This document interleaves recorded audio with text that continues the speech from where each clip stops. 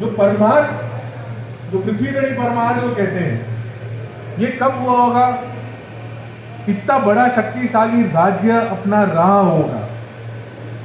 और ऐसा तो कहने में आता है कि अगर अशोक को भी गिनो, चंद्रगुप्त को गिनो, मौर्य, तो वो भी परमार थे, तो वो 350 ईसा पूर्व, फिर विक्रम संवत, विक्रमादित्य, और फिर भोज, वाघपति मुंज और भोज, और इनका जिक्र आता है। इन्होंने जो बाण के गांठ बना के जो अपन को रखा था, उसके तार अपने कहीं बिखर गए थे। मैं नरेंद्र सिंह जी का तहे दिल से आभारी हूं कि इतने अलग अलग जगहों से परमारों का इतिहास निकाल के इन्होंने जो ये ग्रंथ बनाया है, रत्नमाला रतन ही है। अपन को खुद को नहीं मालूम होगा कि पंचकोट में भी परमार है। इसलिए एक तो मैं फिर वापस आभारी हूं नरेंद्र सिंह जी का कि वो उन्होंने इतना अच्छा कार्य करा। और दूसरा, ये पहला प्रसंग होगा जिसमें मैं परमारों की सभा में शामिल हुआ हूं। राजपूत सभा होती है, वो बहुत होती है, पर परमारों का ये जो पहल है और जो इतना फैला हुआ अपना इतिहास है, और इतना पुराना इतिहास है, इतना पुराना इतिहास मेरे हिसाब से तो कोई कुल का नहीं दिखता होगा। अगर विक्रम संवत से बात करें, और वो उसके पहले अगर चंद्रगुप्त मौर्य जो कहते हैं और अशोका कहते हैं कि वो भी परमार थे, जो अपना गोल्डन एज कहा जाता है हिंदुस्तान का, उसमें अपना गर्व होना चाहिए। और दूसरी बात, आप सबने तलवार तो नरेंद्र सिंह जी को दी, बट तलवार ने अपन को नहीं जोड़ा है, नरेंद्र सिंह जी की कलम ने जोड़ा है। अगर तलवार जोड़ के रखती तो अभी भी अपना राज्य बहुत बड़ा, एक कोई बड़ा साम्राज्य होता, बट ये कलम ने जोड़ा है। और कलम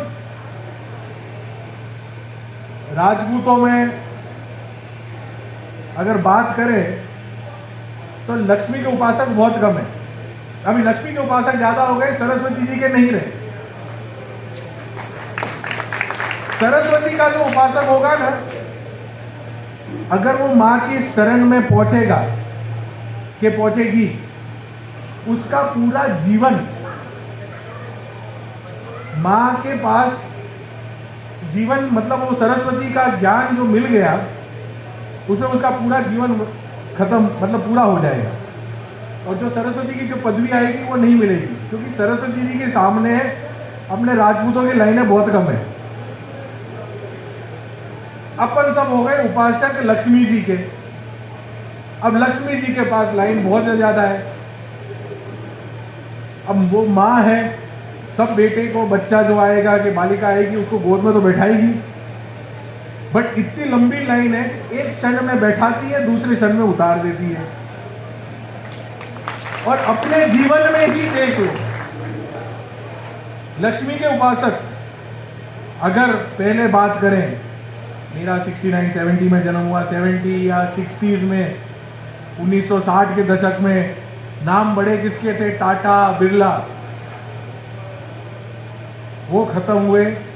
फिर आए अंबानी, सिंघानिया, विजय माल्या, वो खत्म हुए। अब आए अदानी। तो सरस्वती जी का, लक्ष्मी जी का जो उपासक है ना, वो सटासट चेंज होता है, क्योंकि मां उतनी देर रख ही नहीं सकती अपनी गोद में। पर जो सरस्वती जी का उपासक है, नरेंद्र सिंह जी ने जो काम किया, सरस्वती के उपासक होके लक्ष्मी जी के पीछे ना भाग कर, इनका जो इतिहास रत्नमाला जो बनी है, वो एक हिस्टोरिकल बुक ही बन गई। ये अपन नहीं, नरेंद्र सिंह जी रहेंगे नहीं रहेंगे, अपन सब रहेंगे नहीं रहेंगे, बट ये जो ग्रंथ है रत्नमाला, वो एज अ रेफरेंस पॉइंट चलता रहेगा और नाम नरेंद्र सिंह जी का अमर होगा। इसलिए यही प्रार्थना है कि भाई अपन सब राजपूत और हम बापू लोग तो भाई लक्ष्मी जी के सरस्वती के उपासक होता है, बहुत मुश्किल होता है, गणित में मार खा जाते हैं और फिर साइंस में मार खा जाते हैं।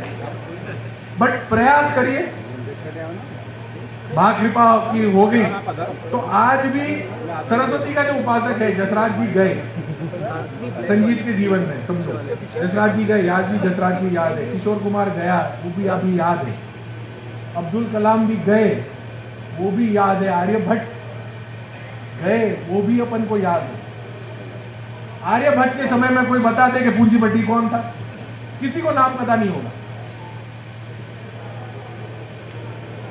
इसलिए आशा करता हूं कि अपन सब सरस्वती जी के माँ के चरणों में जाएं, महाकाल और सरस्वती माता जी की कृपा से, गुरु जी के विचारों से और उनकी जो पथ दिखाई हुई बातों से अपन अगर चलें तो अपन पृथ्वी तनी परमार आज की बात कर रहे हैं, ये भविष्य में भी 100 साल के बाद ये आ सकता है। पृथ्वीराज लाशों में कहा है कि परमार का ही राज आएगा। अगर देखेंगे तो सिसोदियो घर आओसी, जैसे लश्कर हुक्म नहीं मानसी सिसोदियो घर आओसी, उसके वो जो है दोहे पृथ्वीराज आसो के, फिरकी को पेट फाटसी हिंदू तुर्क बाटसी, 36 बरस नीति राज चालसी, फिर जद लश्कर हुक्म नहीं मानसी सिसोदियो घर आओसी। पर सिसोदियो के बाद वो पंक्ति अभी मैं भूल गया, लिख के लाया नहीं, ये सिरोही महाराज ने बताई थी मुझे, क्योंकि उनको कंठस्थ है, उसमें लिखा हुआ है कि परमार वापस आएंगे। यही आशा करके हरसिद्धि माँ की कृपा रही तो ये होगा। जय हरसिद्धि माँ।